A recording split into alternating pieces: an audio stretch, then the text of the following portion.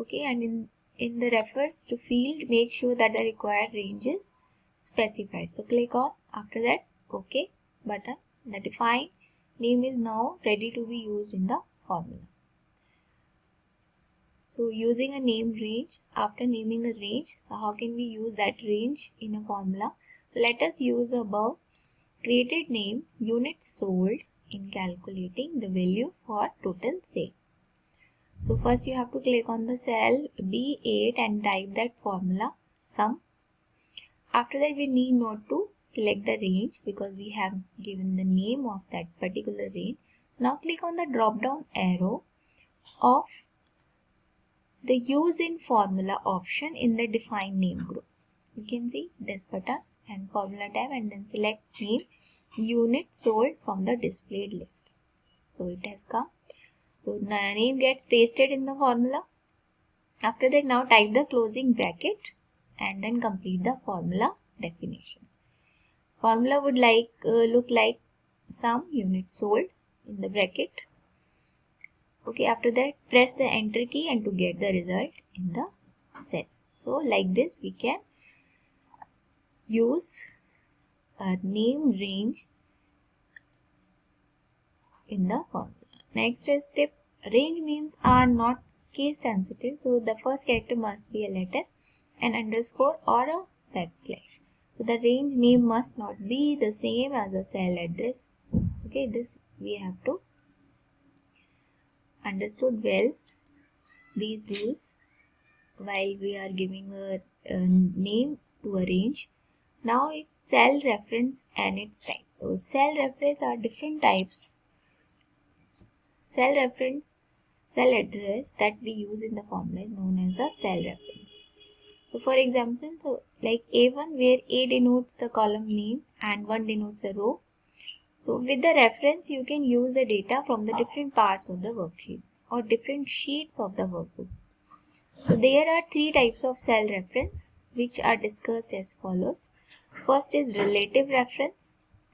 What is relative reference? When you create a formula, okay, like this formula, reference to a cell or ranges are usually based on the position relative to the cell.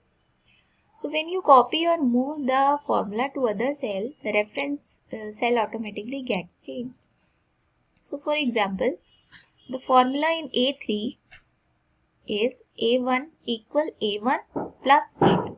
So when you copy that formula to A3 to B3, so Excel automatically changes the reference. Okay, these reference will be now this reference of that particular cell that whenever we are doing click.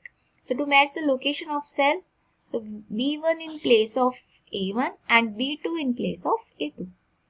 So let us understand it practically. So this is called relative. Okay, so select that cell B8 in which formula is equal sum B2 to B7 is written.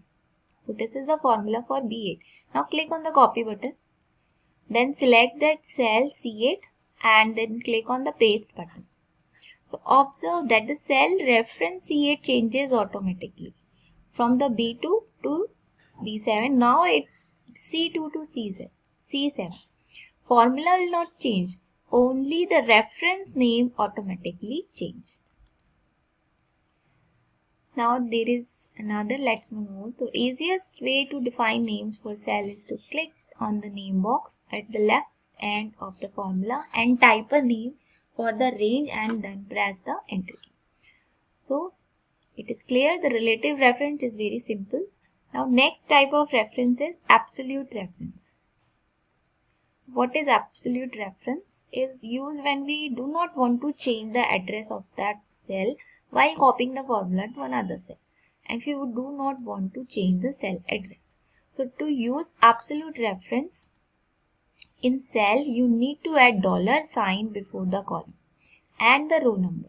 So this is a sign for identifying the absolute reference. So for example, equal then $A, it's for column denote, and then after that we have to write again $sign and 1 denote for row.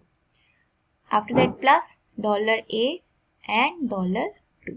So like this we have to write absolute reference. Now to get the total of adjacent cell, press Alt plus equal key combination instead of clicking auto sum button. Okay, this is the shortcut key for that also. Now let us calculate the incentive of the rate of 10% on monthly sales with absolute reference. So with this example, you can easily understand what is absolute reference. First, you have to type 10% in cell E11. Okay, incentive we are calculating. So click on that cell D2 and type equal B2 asterisk, then $E and $11, and then press the enter key. It means this is the absolute reference of column E and row 11. Okay. After that, the cell D2 display the value 100. So first cell address has no dollar sign, so it is relative, and the second cell is fully absolute. So we can, therefore, when the cell content is copied, the first one will change the reference in the new location, but second will remain the same, because relative reference will not change the cell address, and absolute relative is changing the cell reference, and absolute not strict with that cell address only, because we have put the dollar sign, we make it absolute reference. Okay, now copy the total incentive amount for other cells also by dragging the mouse pointer. The rest of the cell will it change the plus sign, so plus symbol, so we can easily calculate the incentive for all. So we need not to write formula again and again. This is called Excel. We are using this Excel software because of this very important and interesting features. So mix. After that, next type of reference is mixed reference. Okay, first relative, then absolute, then third type of reference is mixed reference. So what is the use of mixed reference? So it is combination of relative and absolute reference. So in this type of reference, either row or column has to remain fixed. Okay, so we can use. Like this, you can see the example. $A, it means A column, it's absolute, and then one, this is not have a dollar sign, it means it's a relative. So this is the mixed reference. So we can use this reference in the formula and function also. So it's an example of mixed reference. So let us calculate the actual monthly expenses. So first you have to type 100 in cell E12, then click on the cell E2.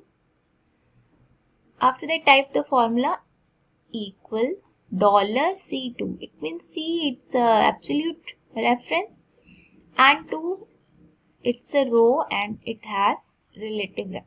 It is a relative reference. So E dollar and 12 also the same. E is a relative and the 12 row, it's a absolute reference. Now press the enter key. So you can see the result. You can calculate the actual expenses of other cell by dragging the mouse pointer to the rest of the cell when it changes to the plus symbol. Okay. So this is the example of absolute. If you want to calculate the sum of multiple cells that are not in a range, separate each cell address by comma. So we can write this like this also. So we can separate them with the comma also. Okay children, now we have done today page number 60, 61, 62 and 63 and half of 64. Now next topic, cell reference of another worksheet. We will do in the next class.